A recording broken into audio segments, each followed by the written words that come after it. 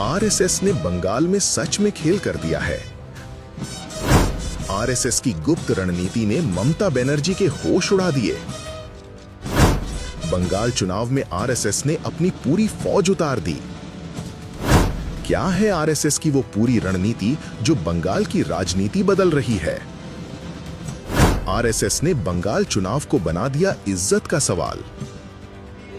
आज हम बात करने वाले हैं पश्चिम बंगाल के उस बड़े राजनीतिक घटनाक्रम की जहां राष्ट्रीय स्वयंसेवक संघ यानी आरएसएस ने चुनाव को बेहद गंभीरता से लिया।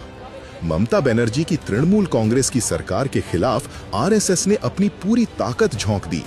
ये कोई सामान्य प्रयास नहीं था, बल्कि एक लंबी और सोची समझी रणनीति थी जिसने पूरे बंगाल के मैदान को हिला दिया। आरएसएस ने इसे सिर्फ चुनाव नहीं, बल्कि एक बड़े सामाजिक और संगठनात्मक अभियान के रूप में देखा। आरएसएस की बढ़ती ताकत और शाखाओं का विस्तार। पिछले कुछ सालों में आरएसएस ने बंगाल में अपनी जड़ें मजबूत की। 2011 में जहां उनकी शाखाएं करीब 800 के आसपास थीं, वहीं 2026 के चुनाव से पहले यह संख्या 4500 से ज्यादा हो गई। मध्य बंगाल और ग्रामीण इलाकों में खास तौर पर यह विस्तार तेज रहा। हर शाखा में स्वयंसेवक रोजाना मिलते हैं और देशभक्ति की बात करते हैं।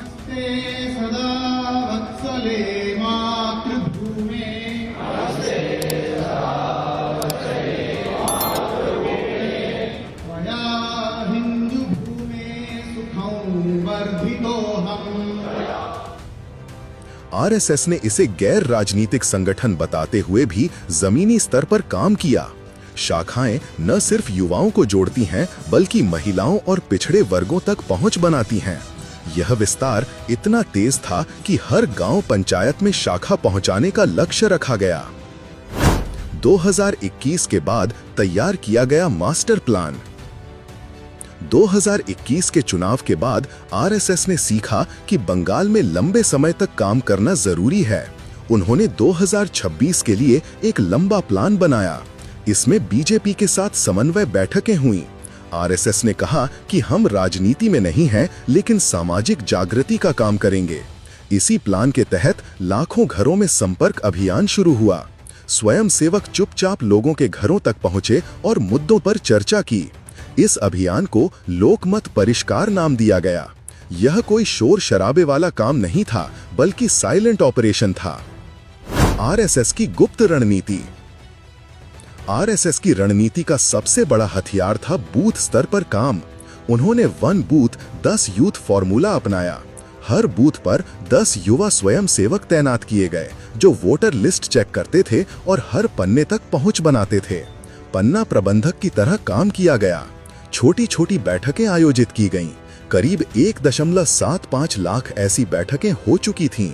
इन बैठकों में महिला सुरक्षा, भ्रष्टाचार, घुसपैठ जैसे मुद्दों पर जागरूकता फैलाई गई। आरएसएस ने इसे हिंदू जागरण कार्यक्रम भी कहा, लेकिन पूरा फोकस विकास और सुरक्षा पर था। स्वयंसेवक फोन पर संपर्क बनाए रखते थे और याद दिलाते थे कि वोट देना कितना जरूरी है। डोर टू डोर अभियान।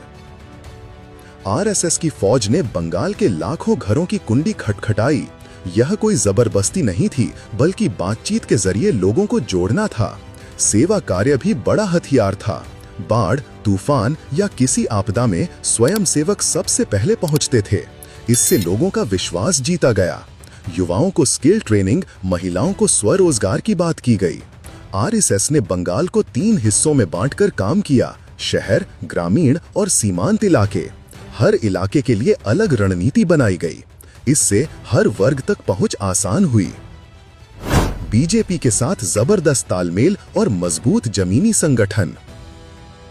आरएसएस ने बीजेपी के साथ मिलकर काम किया, लेकिन खुद को अलग रखा। उन्होंने कहा कि हम संगठन मजबूत करेंगे, बाकी राजनीतिक दल चुनाव लड़ेंगे। कोऑर्डिनेशन मीटिंग्स में रणनीति बनाई गई। स्वयंसेवक बीजेपी के बूथ कार्यकर्ताओं को ट्रेनिंग देते थे। यह टीम वर्क इतना मजबूत था कि ग्रामीण इलाकों में बीजेपी को नई ताकत मिली। आरएसएस ने इसे हिंदुत्व जागरण नहीं, बल्कि लोकतंत्र की रक्षा बताया। ममता सरकार पर सवाल उठाए गए, लेकिन हमेशा शांतिपूर्ण तरीके से।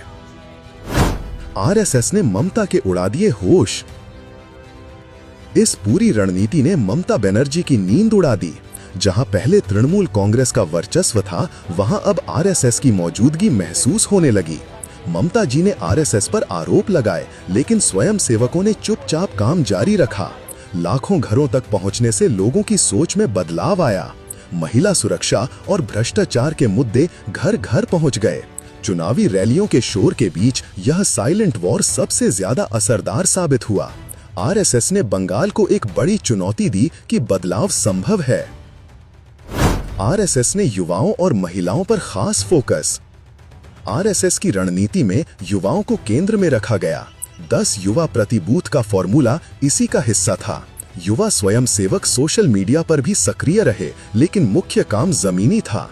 महिलाओं को अलग से जोड़ा गया। महिला सुरक्षा के मुद्दे पर काम किया गया ताकि हर घर की बहन बेटी महसूस करे कि उनकी आवाज सुनी जा रही है। पिछड़े वर्ग और किसानों तक पहुंच बनाने के लिए अलग कार्यक्रम चलाए गए। इस तरह हर वर्ग को शामिल किया गया। आरएसएस की रणनीति का भविष्य और बंगाल चुनाव पर असर। 2026 के चुनाव में आरएसएस की इस रणनीति का असर साफ दिख रहा है। चाहे नतीजे कुछ भी हों, लेकिन बंगाल की राजनीति में आरएसएस की जड़ें अब और मजबूत हो गई हैं। शाखाओं का लक्ष्य 8000 तक पहुंचाने का प्लान है। यह सिर्फ चुनावी रणनीति नहीं, बल्कि लंबे समय का सामाजिक काम है। आरएसएस कहता है कि हम देश सेवा करते हैं। बंगाल में ये सेवा अब नई ऊंचाइयों पर पहुंच गई है। ममता बनर्जी की सरकार को इस चुनौती का सामना करना पड़ेगा। कुल मिलाकर आरएसएस ने बंगाल में जो खेल किया है, वो इतिहास में दर्ज हो जाएगा। गुप्त नहीं, बल्कि खुली लेकिन शांत रणनीति से उन्होंने दिखा दिया कि संगठन की ताकत कितनी बड़ी हो सकती है। ममता बनर्जी के होश उड़ गए, क्योंकि ये कोई सामान्य विरोध नहीं था, बल्कि जमीनी स्तर का बड़ा बदलाव था। अगर आप बंगाल की सियासत को समझना चाहते हैं, तो आरएसएस की इस रणनीति को जरूर जानना चाहिए। यह लोकतंत्र का हिस्सा है, जहां हर संगठन अपनी बात रखता है। कमेंट में बताएं आपकी राय। आपको क्या लगता है, आरएसएस की यह रणनीति बंगाल को बदल पाएगी? कमेंट में जरूर बताएं। वीडियो पसंद आया तो लाइक करें, शेयर करें और चैनल को सब्सक्राइब करना ना भूलें।